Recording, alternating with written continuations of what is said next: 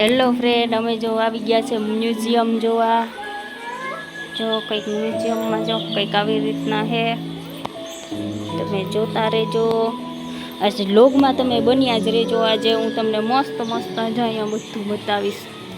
જો આનો અવાજ સાંભળજો.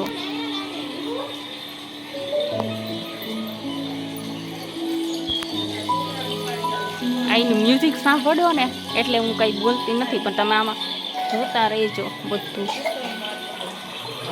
જો ઉપર આવી રીતના બધું ડેકોરેશન કરેલું.